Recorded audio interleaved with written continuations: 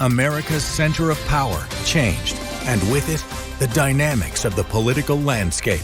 The consequences will reverberate locally, in Florida, on Capitol Hill, and on the global stage. Voters demanded change on the issues that mattered most: the economy, immigration, and social issues.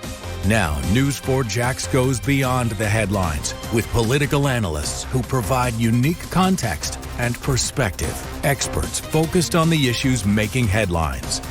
This is Politics and Power. In January, there's a battle shaping up. It's between Jacksonville and Tallahassee. When the 2026 state legislature meets, the battle will focus on taxes, budgets, and home rule. It is a battle that could become contentious and matters because this, despite, goes beyond everyday politics and affects how services are delivered and who controls local priorities. Welcome to Politics and Power. Bruce Hamilton, and joining me, government law and efficiency expert Chris Hand. Chris also served as the city's chief of staff for 4 years. Always a pleasure, Chris. Appreciate you being here. Bruce, great to see you as always. So having been chief of staff, you'll provide some unique perspective to what goes on behind closed doors in Jacksonville, Tallahassee, and when the twains shall meet. Jacksonville's central 2026 challenge is defending fiscal autonomy and local governance against an administration, a state administration that's pushing top-down fiscal reforms and broader preemption. How significant is the conflict between Jacksonville and the state capitol? Well, I think specifically on the issue of home rule, Bruce, in the Article 8 of the Florida Constitution guarantees home rule to both counties and municipalities. But really over the last, say, 10 to 15 years, we've seen a lot of back and forth between state government and local government over those home rule powers, with at times the state sort of preempting what had been previous kind of local government responsibilities and setting statewide policy on those rather than leaving them to kind of local governments to decide. So this has been sort of a continuing thread in the relationship between Tallahassee and not just the city of Jacksonville, but counties and cities all over Florida. We're now particularly seeing it manifest in some ways, though, that really could impact things like core services. And that's over this issue of property taxes that I know we'll talk more about today. State is looking at ways that could potentially significantly reduce or eliminate even certain types of property taxes. That goes straight to the city's budget, straight to core services like police, fire, public works, parks. So this, what has been now 10 to 15 years of debate over what's the proper level of home rule, really going to be focused this year on the key revenue issues that help to power home rule. I also think one thing that's different is that this plays out more publicly these days. It's not just in, the back rooms or in the bars and restaurants. So you had Governor DeSantis and Florida CFO Blaise in Golia. They've publicly called Jacksonville's spending wasteful and direct the Department of Government Efficiency, DOGE, to audit and pressure local governments to cut millage rates, as you mentioned here and elsewhere as well, reduce budgets. State leaders are also backing a 26 ballot initiative to significantly cut or eliminate property taxes. And that's a move that proponents say will relieve homeowners, but warnings from city officials say no, it creates a climate that will be almost untenable. Well, I think that is going to be the debate we see play out in Tallahassee, that, during a period where we've seen rising housing costs in Florida, which obviously that issue is sort of separate from the issue of what taxes might occur on a home, and rising cost of homeowners insurance, which again, another kind of major cost factor in Florida. One of the ways some legislators and the governor in Tallahassee have chosen to sort of respond to that is by trying to kind of reduce property taxes that people pay on the homes they own. This is something, as we said earlier, that has a significant impact on local governments to provide services.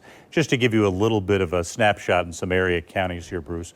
Right now, the city of Jacksonville budget is approximately $2 billion. $1.2 billion of that $2 billion is supported by property taxes. To make that, even fine-tune that a little bit more, if you focus on what is the current proposal to eliminate property taxes on homestead properties, people's primary homes for which they take the homestead exemption in Florida, that would eliminate $400 million of Jacksonville's $2 billion budget, which is a fifth, 20% of the budget. Large chunk. Yeah, if you look at St. Johns County, for example, total property tax revenue there is about $388 million. You take away that homestead piece, that's about $207 million. Clay County, it's about $150 million in total property tax revenue. About half of that is homestead revenue. So This is very significant chunks of revenue that go directly to core services. It's how, for example, the city of Jacksonville funds the Jacksonville Sheriff's Office, or Jacksonville Fire Rescue Department, or the Parks Department, or Public Works, or solid waste collection. All the things that people think of as local government services have typically been funded primarily from property taxes. So if the state were to make a change in this regard, local governments, cities and counties around Florida, including the city of Jacksonville, will really have to scramble to try and come up with new sources of revenue. Otherwise, they won't be able to provide some of these core services. So in the interim, could this ultimately decimate some of those core services like police, fire, rescue, affordable housing, and things like that? They certainly could if new revenue sources can't be identified. Now, that's the question. What kind of revenue do we look at? I know right now counties and cities around Florida are exploring a variety of different revenue sources, whether those are user fees, whether those are using some of their what are called local option sales tax opportunities to try and help rebalance the book. But there's a big push among Florida cities and counties right now to diversify their revenue streams. But at some point, if this does pass, the state itself is probably going to have to get involved to help provide some revenue sharing. This is particularly true, Bruce, in Florida's many rural counties, which are already revenue constrained, where this kind of impact could be particularly significant. There's been some studies done into this, Bruce, and just to make up the revenue that would be lost by abolishing the property tax on homestead properties, the state would have to raise its current sales tax from 6% to almost 9%, just to sort of make up that revenue. That would obviously be a huge sea change, but one of those revenue ideas that would be on the table if some of these changes potentially go through. Do you think that the general public understands one way or another they're going to pay? Well, I think there is some understanding. You might recall just several weeks ago, the University of North Florida, the Public Opinion Research Lab led by Professor Michael Bender, who's often a guest here at WJXT, did some polling on this question of property taxes and did sort of a pro and con narrative given to voters. And in that case, 49% of voters said that they would approve changes to the property tax. 43% said they would not. That's obviously very significant, Bruce, because obviously here in Florida, to pass a constitutional amendment, 60% of the electorate has to approve. So as we sit here today, with that kind of balanced messaging provided, voters don't get to that threshold. And of course, that doesn't even account for the first process, which is 60% of the Florida House and 60% of the Florida Senate would have to pass a constitutional amendment in order to send it onto the ballot. And I think we also have to recognize the fact that, Governor DeSantis and the legislature aren't on the same page in the way to go ahead and proceed with this. Yeah, the language has been, again, maybe not unusual for a governor's last year of an 8-year period in office, that his political capital is sort of at an ebb at this point, has kind of ebbed at this point and is at a low point. But there's been some very harsh language between he and particularly the State House Speaker on this issue. Now, the governor's been talking about this property tax issue since last year. I think the legislature is still waiting on a particular proposal from him. But in the meantime, the State House kind of moved forward with a kind of a large committee, almost a third of its membership was on this committee, to vet different proposals and actually come out with 7 different potential constitutional amendments on this issue. The governor described that approach as milquetoast, suggested that the House was acting in bad faith and sort of trying to confuse voters. The State House Speaker, Daniel Perez, kind of shot back and said the governor was being petty and that, if he didn't support any of these proposals, most of which exempt schools and exempt law enforcement from the impact of the property tax cuts, that apparently the governor supported taking money away from schools and potentially from law enforcement as well. So there's been a lot of back and forth. We have not yet heard from the Senate on this matter, but ultimately, if anything is going to go on the ballot, there's going to have to be some alignment around some sort of proposal. And as of right now, less than 2 months before the start of the legislature, there is definitely not alignment. Right, there's not alignment, and there's a lot of partisan politics that's going on, which brings me to this next point, that Mayor Deegan frames the state's actions as constant partisan attacks, and she argues that they distract from urgent local needs. Affordable housing is a very big issue here in Northeast Florida, and rising healthcare costs. Legislature's pattern of preemption already used to nullify local tenant protection ordinances and things. Is this partisan politics going to get in the way of any productive business being done? Well, I'm not sure that I would necessarily characterize it as partisan politics, because we've seen it not just here in Jacksonville, but really in all parts of the state. I mean, you know, for example, the preemption has happened in all kinds of places. There was a very sort of famous case of preemption several years ago that was directed at the Florida Keys, Monroe County, which is a red county if you're going to look at it that way. When the most recent DOGE task force, the one led by Blaise Ingoglia, the chief financial officer, kind of did its work, obviously it focused on the city of Jacksonville and Orange County, but also focused on counties that are seen as more Republican, like Manatee County or Seminole County. So I'm not sure you can, you know, exactly fit this into a partisan frame. I think you can fit it into the frame of the state kind of going all in sort of the kind of backing away from its commitment to home rule and really believing that state government should take the lead on a lot of these issues. For years in Florida, because of that constitutional provision I told you about, but also just because of a general agreement, local communities were sort of left to make local decisions. There's been a big change in that, like I said, in the last 10 to 15 years. This debate over property taxes is just sort of the ultimate expression of that change in what has been kind of the theme in Tallahassee. So we talked about how it might impact certain services.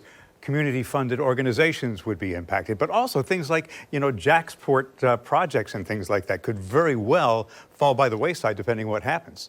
Right. I mean, the state government gives a lot of money to kind of local governments, but local government's ability, as you say, not just to kind of manage these core services, but also to pay for major infrastructure projects. Look, the streets on which we drive, the bridges on which we drive, the kind of drainage infrastructure we use to kind of help recover from floods. All of these things require sidewalks we build for people to walk on, the airports that we fly out of. All of these things require one factor in common: money to build and to maintain. The city of Jacksonville only has so much of that money. Look, even though we tend to build those things or improve those things through our capital improvements program, that money's not free. The city tends to borrow that, but then has to pay that money back. The way they pay it back is through general operating revenue, and that's generated by property tax for the most part. So this has impacts not just for those daily kind of core services we talked about, someone going to put out a fire or respond to crime or pick up garbage or help maintain a park. They also go to building and maintaining the infrastructure that's obviously crucial for our economy and also crucial for the quality of life. So to your point, Bruce, you know, significant changes in those revenue sources could cut across the board, affecting not just day-to-day services, but also infrastructure. You know, I wonder aloud that people see property taxes through a very narrow and almost dogmatic prism, but there are pros and there are cons to property taxes, and that's got to be considered. Well, there's no question about it. Look, and Florida has tended to be a state. You look at other states around the country. I do some of my government work is with, you know, other states and localities around the country, and other states are in very different situations. Florida is actually known as having a relatively low property tax burden. I want to stress relatively, because nobody likes getting that bill when it comes in and writing the check and or otherwise paying for that, particularly in economically difficult times. So we don't ever want to, I think, diminish people's concerns about that, because any big ticket expense is going to be concerning right now. But relative to the rest of the country, Bruce, you know, Florida is known as having relatively low property taxes, but relatively high property insurance costs, which has really been sort of the major driver. That and just underlying housing costs, the cost to actually buy or build a home, have really been some of the major drivers here in Florida. In other states, for example, property taxes are considered extremely high, but the insurance costs are much lower. So, you know, I think critics of some of this property tax discussion that's happening in Tallahassee have said the legislature and the governor might actually be focused on the wrong problems. I was going to say, I don't think that the DeSantis administration has quite framed it that way. Well, that's right. I think there are others who would say, look, the real kind of cost drivers in Florida right now are less the property taxes and maybe more things like the continuing growth in the cost of property insurance or homeowners insurance, or the continued growth in housing costs. Now, there have been action that the legislature has taken in recent years to try and address kind of some of these property insurance issues. They don't seem to have had a huge effect so far. And it is some of those cost of living, those affordability issues that are now, I think, driving some people out of Florida. So that'll be part of the debate we see in Tallahassee is which problem should the state really kind of focus its efforts on attacking? One thing you hear from groups like the Florida Association of Counties or the Florida League of Cities is that when you look at Florida jurisdictions, let's just take Florida counties, since 2019, 80% of Florida counties have either held their property tax steady or actually decreased it over that period of time. So you don't have a situation where millage has been increased substantially. In fact, here in the city of Jacksonville, just in the last budget cycle, the city council decided to decrease millage by 1/8 of a mill to kind of slightly lower property taxes in Jacksonville. So apparently that has been, if you look at that data, that's been more of the trend. So I do think that'll be a big debate in this session. Is the legislature focused on the right problem? Is the problem the cost of property insurance and just the cost of housing in general? Or is it property taxes? You'll see that debate in Tallahassee. When you look at the yin and yang of things, where do you think that Tallahassee's been successful in supporting Jacksonville's infrastructure, and where's it falling short? Well, I think we've seen some fairly big ticket investments from state government in recent years, particularly on the educational front. So, state government's invested $75 million in the new University of Florida campus that will be in downtown Jacksonville. In the last couple of years, another $15 million toward UF Health Jacksonville, another tranche of money in Jacksonville to support emergency care at UF Health Jacksonville, significant money for institutions, $5 million to Edward Waters University for enhanced security. 2 years ago, $40 million to construct a new academic building on the campus of the University of North Florida.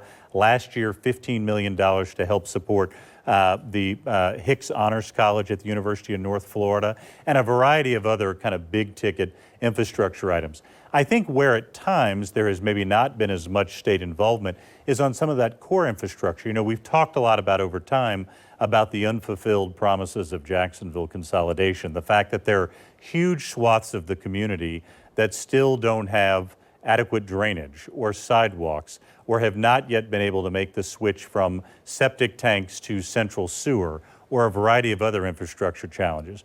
That is an area where the state, I think, could be a very significant partner, kind of investing in that either water or road infrastructure to help give Jacksonville neighborhoods the tools they need to be economically successful.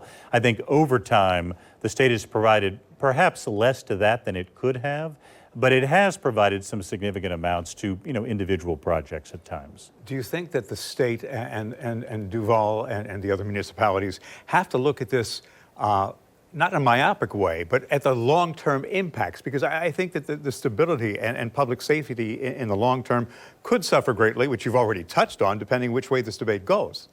Well, there's no question about it. These services have to be paid for. I mean, we can't have a situation where the level of service that the Jacksonville Sheriff's Office provides is diminished because of lack of revenue, or we can't have a situation where the Jacksonville Fire Rescue Department can't respond to someone's home or business being on fire or respond to an emergency medical situation for lack of funding. Jacksonville has the largest urban park system in the country. We also want that to be the best here in Jacksonville, and that's hard to do without adequate funding. And we want to be able to fix problems with our transportation infrastructure and build more of it.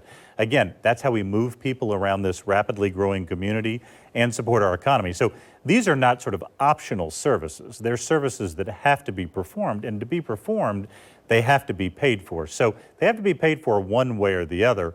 That's why you're seeing cities and counties scrambling to try and figure out ways to diversify their revenue sources. But that's also why, in the event that some of these property tax changes happen, Bruce, the state is also going to have to play a significant role in figuring out how it generates additional revenue to kind of help local governments meet those core responsibilities, because these are responsibilities that citizens expect and have a right to expect and demand from their local governments. You talked about the park system here in the urban core being one of the biggest and best in the country.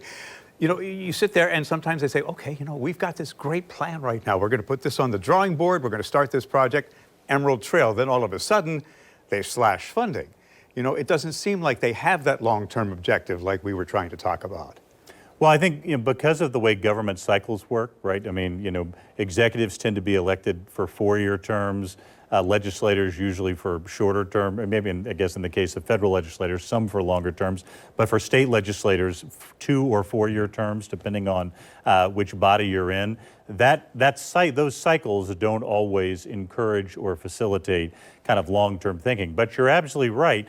Local governments cannot do it alone. They, require significant partnership from both the state and federal government. And without that, it's kind of difficult to sort of launch and sustain some of these longer-term projects you're talking about. Do they have to adopt an attitude where it's, you know what, leadership may change, but that doesn't mean that plans have to change?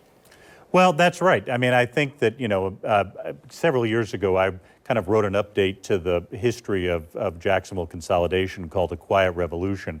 And one of the people I quoted in there was Alton Yates, who I consider a hero, sort of civil rights leader, long-term public servant and leader here in Jacksonville. And he talked a lot about, as I talked to him about the book, how much more we could have accomplished in Jacksonville had one just mayoral administration just passed the baton on projects to the next and built them over time. The challenge with that sometimes is, regardless of what office, whether it's mayor or governor, legislature, people come into office with their own plans, their own ideas, and so there isn't always kind of an effort over time to kind of make sure there's consistency as kind of different people serve in office. We were sort of reminded of that, Bruce, just in the last couple of weeks.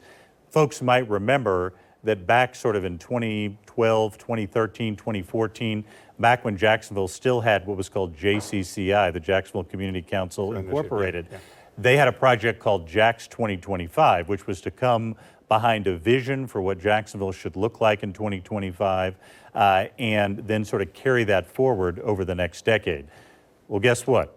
We're now in 2025. Not for long. We're about to be in 2026, but we're now at the very end of 2025, and many of those plans that were put in JAX 2025 have not come to fruition because there hasn't been that sustainability. So I think, Bruce, you've really touched on what is one of the biggest rubs in government. How do you kind of help to how do you have a vision for long-term plans, and how do you help to sustain those long-term plans, given that the people who are serving office change every 4 or 8 years, or even every 2 years in some cases?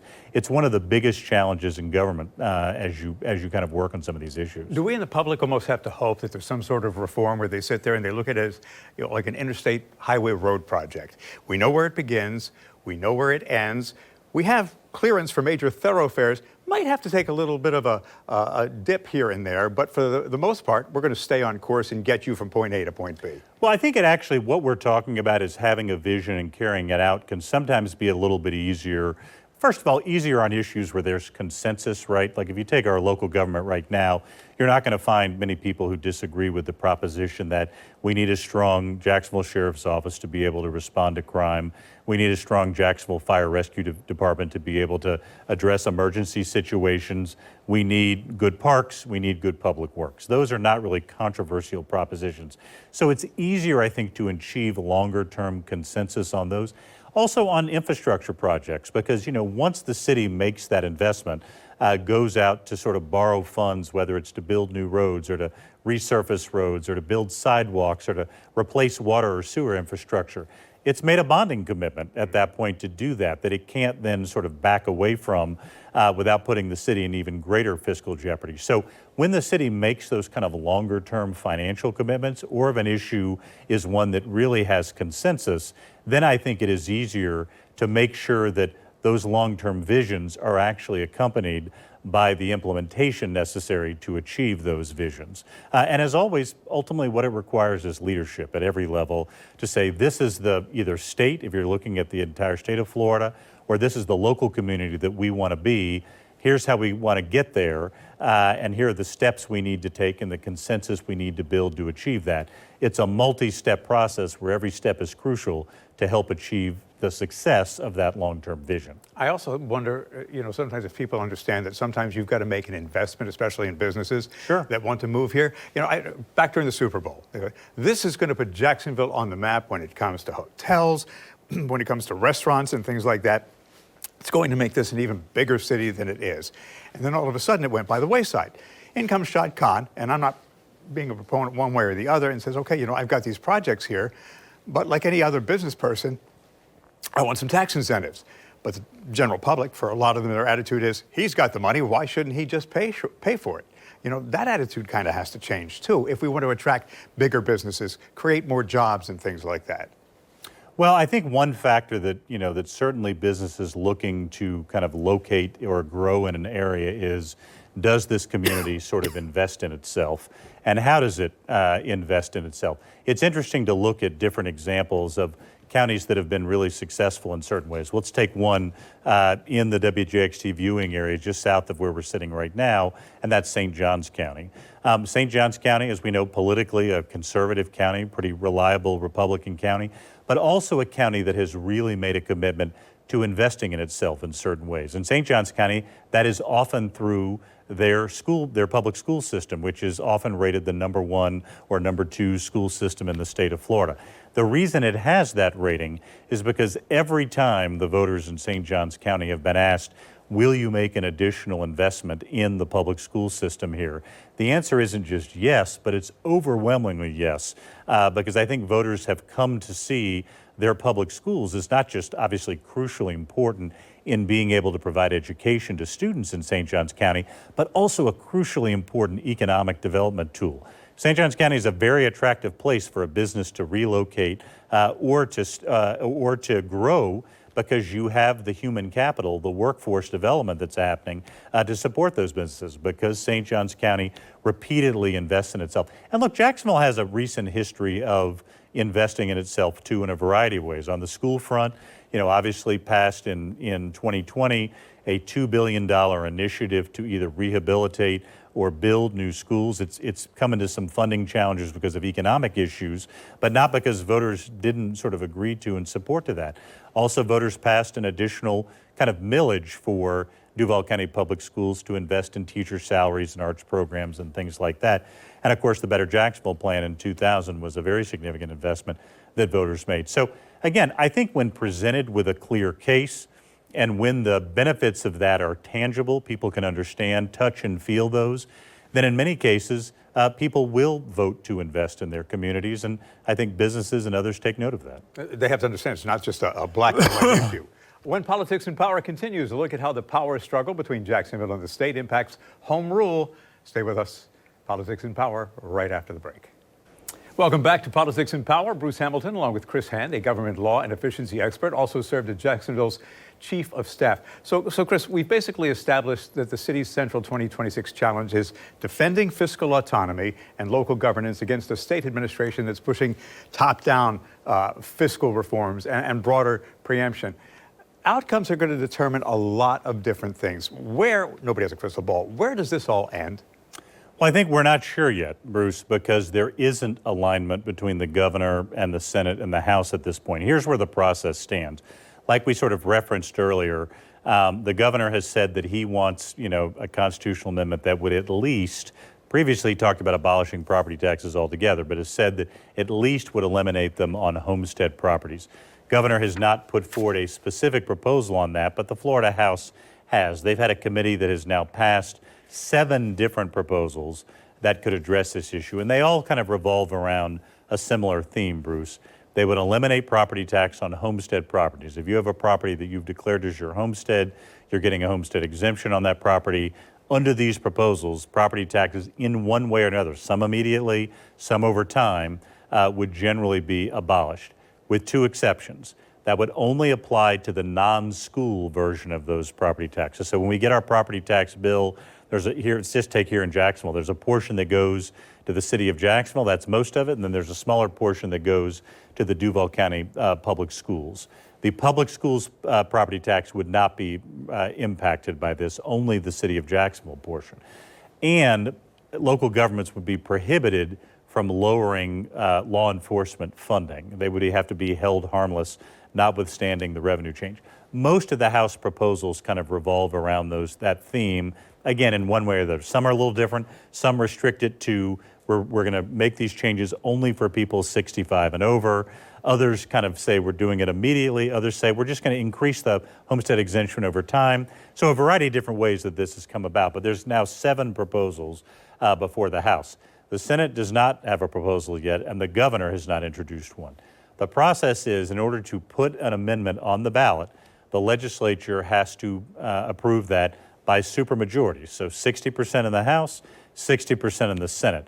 We're a long way from that at this point. There's a lot of negotiation that's going to happen over the course of the legislative session. We're really just at the beginning of this. So January 13 is when session starts. The governor will make his State of the State address. He'll present his annual budget.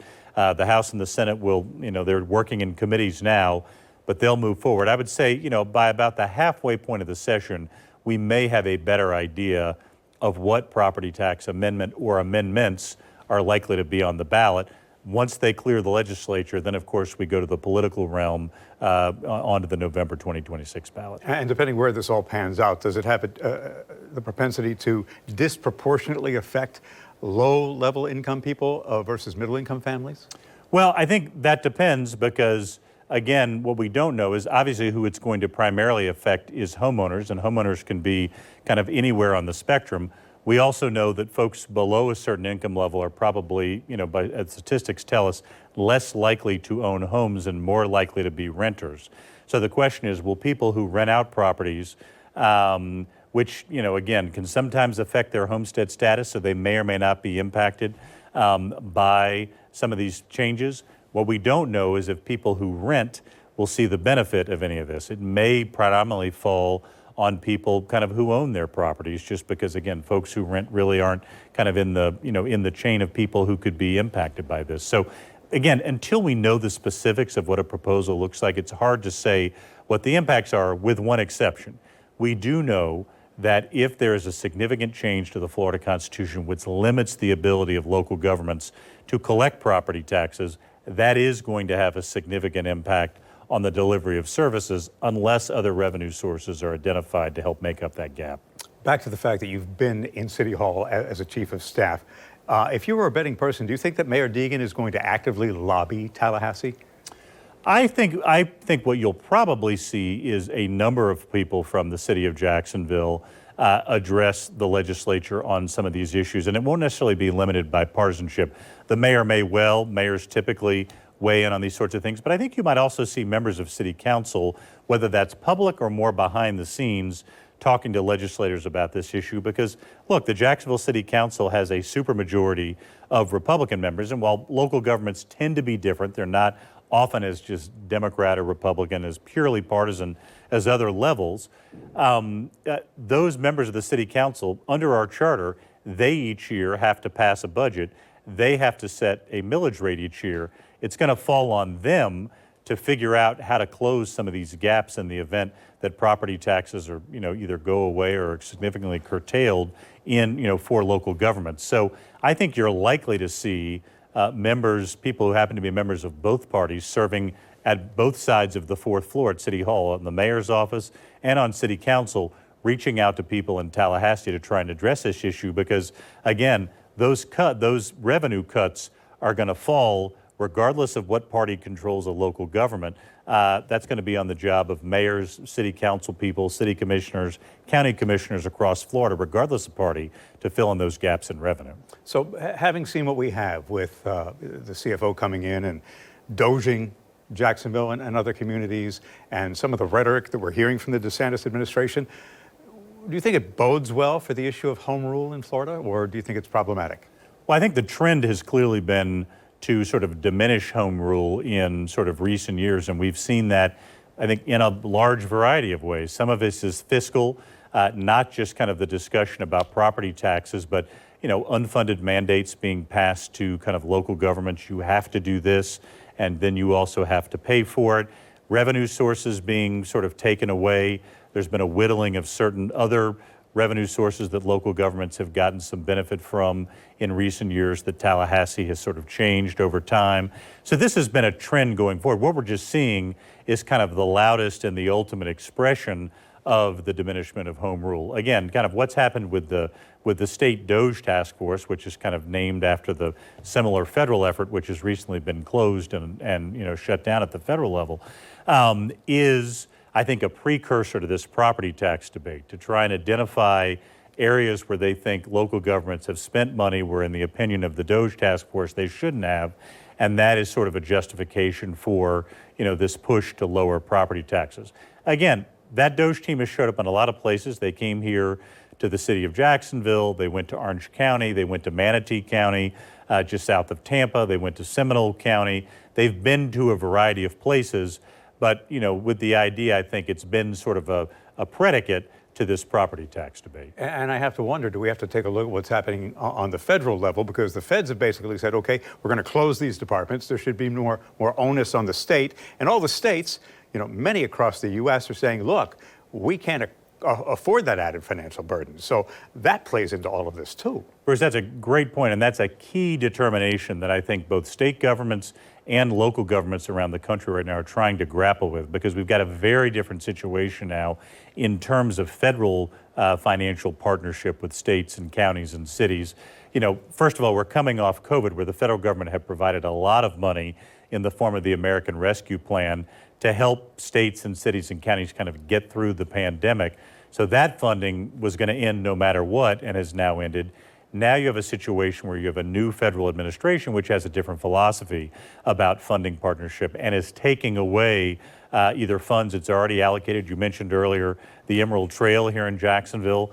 A year ago, that Emerald Trail, or more than a year ago now, the Emerald Trail had received about $150 million from the federal government to support its operations. New administration comes in, has a different set of priorities, different philosophy. That money goes away. And we're seeing that repeated in a variety of different ways, both with individual projects and more systematically, as you say, as well. So that's a huge funding challenge that states and localities are dealing with. Here in Florida, you take a local government. So not only do you have the prospect of property tax revenue going away, but you already have less partnership with the federal government. It really does put cities and counties in a difficult position in figuring out how to fund those core services that citizens really want. Listening to what you're saying, it almost begs the question, there's going to be some sort of change, some sort of reform. You already talked about the fact that, Jacksonville and other municipalities, counties have to find other revenue streams. Strategically, what is it they have to do? What kind of strategies can they employ to navigate the future? Well, again, in identifying other revenue streams, I think there's a variety of ways. I think you will see, particularly counties and cities, if all of this goes through and these changes are made, go to a user fee format where citizens are paying a lot of the services right now that citizens receive, and they're not paying anything for them outside of the property. They are paying for them, but just through property taxes and sales taxes. You're going to see a lot of those services, I think, be subject to user fees going forward, where citizens are essentially paying for services as they use them. That's going to be a big change that I think you're going to see. You're going to see more, I think, cities and counties do something that the city of Jacksonville did about almost 20 years ago when Mayor John Payton was in office and they were beginning to grapple with the effects of the then Great Recession.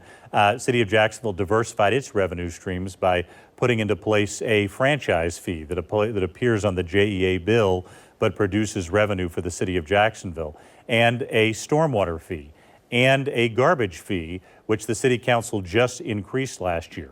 So I think you're going to see counties and cities go to a much more of a fee-based structure, Bruce, than a tax-based structure, because they're going to need to find those new ways to generate revenues. And they're going to be going to the voters and asking for the ability to use some of these local option sales tax that exist to help fund infrastructure, exist to help fund public health, exist to help fund schools, exist to help fund fire rescue.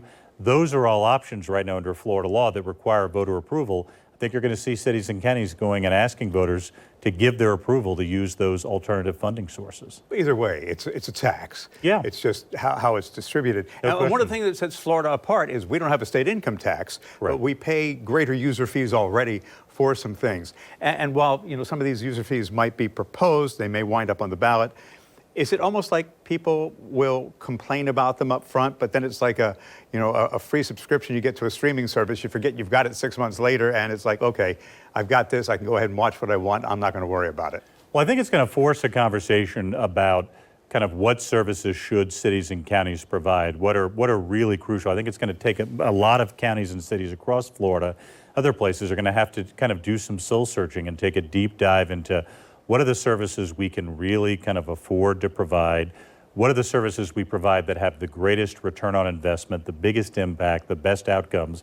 And they're going to have to make a decision to focus on those and other services that sort of don't rise to that level become lesser priorities. So in addition to having to kind of identify other revenue sources, cities and counties are going to have this conversation within government and with their citizens to decide what can we really afford to provide and focus on those. And going back to perhaps as we put a button on this, one of the salient points of our conversation this morning is that 60% of the voters have to go ahead and approve whatever is put on the ballot.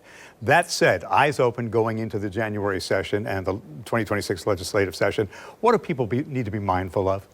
Well, I think first of all, they need to be following this closely to understand what the impacts of the different proposals could be, good and bad. Look, I think people are going to weigh, is the potential reduction in my property tax bill worth the potential impacts this could have on local government service? So doing that sort of cost benefit, weighing the different factors there.